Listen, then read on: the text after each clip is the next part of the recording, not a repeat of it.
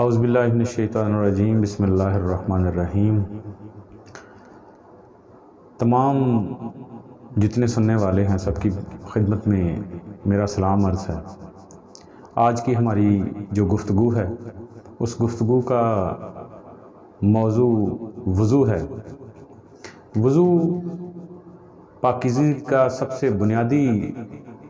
جزو ہے اور پہلا ایک حصہ ہے کہ وضو سے ہم اپنے ظاہری وجود کو پاک کرتے ہیں، اور وضو جو نماز کے لیے پاکیزگی کے لیے سب سے بنیادی شرط ہے، یعنی اپنے ظاہری وجود کی طہارت۔ پاکیزگی دو قسم کی ہوتی ہے، ایک آپ کے ظاہری وجود کی پاکیزگی اور ایک آپ کے باطن کی پاکیزگی۔ یہ وضو جو ظاہری وضو ہم کرتے ہیں، یہ شریعت مطہرہ کی صورت میں سرکار دو عالم کے فرمان کے مطابق ہم اپنے ظاہری جو جسم ہے اس کو پاک کرتے ہیں۔ نماز پڑھنے کے لیے، قرآن کریم کی تلاوت فرمانے کے لیے، اور جو بھی اللہ کی عبدیت کے زمرے میں آتا ہے، ظاہری شریعت مطہرہ کی خدمت کرنے میں یا اس کی عبدیت کرنے کے لیے سب سے بنیادی چیز وضو ہے۔ ہم ظاہری اپنے ہاتھ، پاؤں، چہرہ، زبان، یہ سارے جو حواس خمسہ ہیں ان کو ہم پاک کرتے ہیں۔ چونکہ پانی مطہر ہے اور پانی ایک بنیادی چیز ہے اس ظاہری وجود کو پاک کرنے کے لیے، یعنی یہ ظاہری آگ پانی مٹی ہوا کا بنا جو پتلا ہے، یہ انسان ہے، اس انسان کو پاکیزگی کے لیے کی ضرورت بھی آگ پانی مٹی ہوا کے حساب سے ہے۔ اب پانی ایک بنیادی چیز ہے، بنیادی عنصر ہے جس سے ہم اپنے ظاہری وجود کو پاک کرتے ہیں، اور یہ اللہ کا کرم ہے کہ اس نے ہمیں مسلمان بنایا اور پاکیزگی کے راستے پہ چلایا۔ پاکیزگی بنیادی چیز ہے دین اسلام کے لیے، وہ ظاہری ہو یا باطنی ہو۔ اب وضو ہم کرتے ہیں، اپنے ہاتھ سب سے پہلے دھوتے ہیں اور پھر کلی کرتے ہیں، یعنی شریعت کے مطابق اس کی جو بنیادی شرح ہے وہ یہ ہے کہ ہم ظاہری جو اپنے وجود کے ساتھ جو اپنی زندگی کے معمولات میں سے عام ہم کام کرتے ہیں، ان سارے کاموں کو ہم جب ہاتھ دھو رہے ہوتے ہیں تو ان کاموں سے فرصت ہو کے جب اللہ کی عبودیت کے لیے آتے ہیں تو ہم یہ کہتے ہیں، اس چیز کا تصور کرتے ہیں کہ اللہ میں تیری بارگاہ میں پیش ہونے جا رہا ہوں، تو اس لیے میں اپنے ظاہری وجود کو پاک کر رہا ہوں۔ یعنی یہ ظاہری وجود جو ہے یہ پانی کی صورت میں ہمیں اللہ نے پاکیزگی میسر فرمائی، اور ہم اپنے ہاتھ دھوتے ہیں، لیکن صوفیاء فرماتے ہیں کہ اگر آپ ظاہری ان ہاتھوں کا غسل کر رہے ہیں، ہاتھوں کو دھو رہے ہیں، تو اس چیز کا تصور کیا جائے کہ اے میرے اللہ، میں اپنے ہاتھوں سے جتنے عیب کیے ہیں، جتنے گناہ کیے ہیں، دانستہ یا غیر دانستہ، ان کی میں توبہ کر رہا ہوں، اور تیرے کلمے کے توسل سے، تیرے اسم کی طہارت کے لیے، تیرے اسم کے طہارت کے توسل سے میں اپنے ان ہاتھوں کو پاک کر رہا ہوں،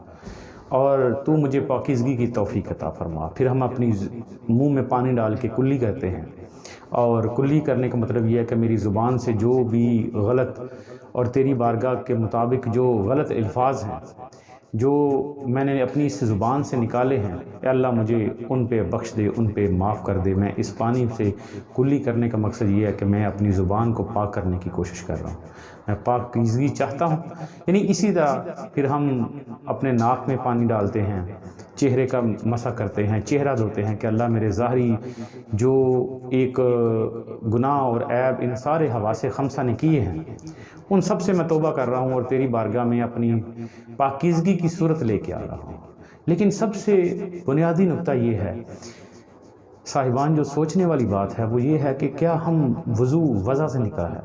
اب وضع اس صورت کو کہتے ہیں، وضع اس چہرے کو کہتے ہیں کہ جب ہم کسی بارگاہ میں، کسی بڑی بارگاہ میں جا رہے ہیں، یعنی اپنے ظاہری اس صورت کو سنوارنے کا نام وضو ہے۔ اب یہ چیز دیکھ لیجئے کہ ہم اپنے ظاہری وجود کو اس وضو کے ذریعے وضع کرتے ہیں، خوبصورت بناتے ہیں، صفائی کرتے ہیں، پاکیزگی کرتے ہیں، تو کیا ہمارا اس وجود، یہ ہمیں یقین ہے کہ اس ظاہری وضو سے ہمارے اس ظاہری وجود کی پاکیزگی شرط ہے، اور ہمارا ایمان ہے کہ پانی ایک ایسی چیز ہے جو ہمارے ظاہری وجود کو پاک کر دیتی ہے۔ جب ہم نجاست کی صورت میں ہوتے ہیں تو غسل کرتے ہیں، اور غسل کرنے کے ساتھ ہی ہم اس چیز کا تصور کرتے ہیں کہ اللہ کلمہ شہادت پڑھتے ہیں، اور جو شرعی طریقہ ہے غسل کا وہ غسل کرتے ہیں، اور غسل کرنے کے ساتھ ہم تصور کرتے ہیں کہ اللہ ہمیں پاکیزگی فرما۔ لیکن بات سوچنے والی یہ ہے کہ کیا اس وضو سے انسان کا ظاہری وجود تو پاک ہو گیا، نماز کے لیے تیار ہو گیا، لیکن کیا وہ ایسی صورت بنائی ہم نے جو اس احکم الحاکمین کی بارگاہ میں، اس رب العالمین کی بارگاہ میں جب ہم اس کی بارگاہ میں پیش ہونا ہے، یعنی حاضری دینے کے لیے پیش ہونا ہے، کیا ہماری ایسی وضع ہے، ایسی صورت ہے جو اس پاک بارگاہ میں پسند آ جائے؟ یعنی وضو اگر اس کی ہم ایک چھوٹی سی شرح کریں تو اس کا مطلب یہ نکلتا ہے کہ وضو وضع سے نکلا ہے ایسی صورت جو آپ کے مالک کی صورت میں، مالک کی بارگاہ میں وہ پیش کیا جائے، ایسا چہرہ پیش کیا جائے، ایسی صورت پیش کی جائے تاکہ اس کی بارگاہ میں قبولیت اور منظوری ہو جائے۔ تو یہ تو ظاہری وضو ہے، ہم ظاہری وجود کو تو پاک کر لیتے ہیں، کیا ہمارے وجود کی جو باطنی طہارت ہے وہ ہے اس قابل؟ اللہ نے اس ظاہری وجود کی نماز تو ہم پڑھتے ہیں، تو ظاہری وجود کی جو نماز پڑھ رہے ہیں اس سے ہم ظاہری وجود تو پاک کر لیا وضو سے، تو کیا صاحبان ہم نے اپنے باطن کا وضو کیا؟ اب باطن کا وضو کرنے کے لیے ان ظاہری چیزوں کی ضرورت نہیں، کیونکہ وہ وجود بھی ظاہر نہیں، تو اس کی پاکیزگی بھی ظاہری بات ہے کہ وہ ظاہری کسی چیز سے اس کی پاکیزگی نہیں ہوگی۔ اب آگ پانی مٹی ہوا کو جو وجود بنا ہے یہ تو ظاہری آگ پانی مٹی ہوا سے ہی پاک ہوگا۔ اب جب ہم کوئی برتن پاک کرنا ہوتا ہے تو جو زیادہ گندا ہو جاتا ہے تو ہم اس کو، ہمارے پرانے زمانے میں کہتے تھے کہ اس کو آگ پہ چڑھائیں، بھٹی پہ چڑھائیں۔ جب بھٹی پہ ہم اس کو برتن کو چڑھاتے تھے آگ، یعنی ہمارا یہ یقین تھا کہ تمام غلاظت جو ہے وہ جل چکی ہے۔ تو صاحبان اس چیز کو ہم نے کبھی غور نہیں کیا کہ ہمارے باطن میں جو غلاظت اور نجاست لگ چکی ہوئی ہے وہ کس بھٹی سے صاف ہوگی؟ ہم ظاہری وجود کو پاکیزگی کر کے، وضع بنا کے، ظاہری اچھی شکل و صورت بنا کے ہم سنت کے مطابق غسل کر کے مسجد میں چلے جاتے ہیں، خوشبو لگا کے چلے جاتے ہیں، خوشبو لگانا سنت ہے، اور یہ سارے جو اپنے وجود کی پاکیزگی کے لیے، وجود کے بناؤ سنگار کے لیے، یعنی ایسا ہم جاتے ہیں دنیا میں کسی محفل میں اگر ہم جاتے ہیں تو ہم اپنے ظاہری وجود کو بناؤ سنگار کر کے جاتے ہیں، تو اللہ کی بارگاہ میں تو یہ ظاہری وجود، اللہ فرماتا ہے ان اللہ لا ينظر الى صورکم ولا ينظر الى اعمالکم ولکن ينظر الى قلوبکم ونیتکم۔ اللہ فرماتے ہیں کہ اے میرے شخص، اے میرے بندے، میں تمہاری ظاہری صورتیں نہیں دیکھتا کہ تم نے کیا ظاہری صورت بنائی ہوئی ہے، میں ان اللہ لا ينظر الى صورکم ولا ينظر الى اعمالکم، حدیث سے، بخاری شریف کی حدیث ہے۔ اللہ فرماتا ہے میں نہ تمہاری صورتیں دیکھتا ہوں نہ تمہارے اعمال دیکھتا ہوں، تو میں کیا دیکھتا ہوں؟ وَلَكِنْ يَنْظُرُ إِلَىٰ قُلُوبِكُمْ وَنِيَّتِكُمْ، میں تمہارے دلوں کو اور تمہارے دلوں کے اندر جو چھپی ہوئی نیت ہے میں اس نیت کو دیکھتا ہوں۔ یعنی اس سے چیز ثابت ہو گئی کہ ہمارا ظاہری جو وجود ہے یہ تو حکم ہے شریعت مطہرہ کے مطابق کہ ہم اس کو ظاہری وضو سے، غسل سے پاک کر لیتے ہیں اور اللہ کی بارگاہ میں پیش ہوتے ہیں، لیکن اللہ فرماتا ہے کہ یہ میری نظر کے مطابق نہیں ہے، میں آپ کے دلوں کو دیکھتا ہوں، آپ کی جانوں کو دیکھتا ہوں، آپ کے نفسوں کو دیکھتا ہوں۔ تو کیا ہمارے نفس کی پاکیزگی موجود ہے؟ جب اللہ کی بارگاہ میں پیش ہوتے ہیں، ہم اللہ اکبر کہتے ہیں وضو کر کے،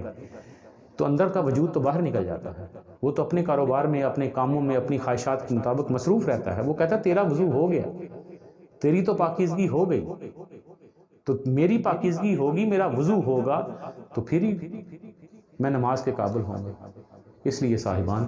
ہمیں اپنے ظاہری وجود کے ساتھ ساتھ اپنے باطنی وجود کی بھی، روح کی بھی، نفس کی بھی طہارت کی اتنی ہی ضرورت ہے جتنی ہمارے ظاہری وجود کی ہے۔ جب تک ہم اپنے ظاہری وجود کو جیسے پاک کرتے ہیں اپنے باطنی وجود کا وضو نہیں کروائیں گے، تب تک ہم اللہ کی بارگاہ میں جو ہم کہتے ہیں ایاک نعبد و ایاک نستعین، کہ ہم تیری ہی عبادت کرتے ہیں، ہم اپنے اس جملے میں، ہم اس اپنے وعدے پہ پورا نہیں اترتے، کیونکہ جب تک ظاہر اور باطن دونوں وجود موجود نہ ہوں، جیسے ظاہری پاکیزگی شرط ہے ایسے باطنی پاکیزگی شرط ہے۔ یہ ان لوگوں کی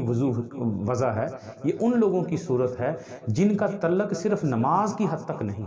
جن کا تعلق اللہ کے وصل اور اللہ کی محبت اور اللہ کے معرفت کے لیے ہے۔ یہ وہ دوسرا قدم ہے۔ جب ہم ظاہری وضو کر کر کے اپنے وجود کو تو پاک کرتے ہیں، وہ بھی ہمیں اندازہ نہیں ہوتا کہ پاک ہے کہ نہیں ہے، لیکن اصل پاکیزگی صاحبان انسان کے باطن کی پاکیزگی ہے، انسان کے باطن کا وضو ہے۔ اللہ پاک ہمیں ظاہری اور باطنی وضو کرنے کی توفیق عطا فرمائے۔ وما علینا الا البلاغ المبین۔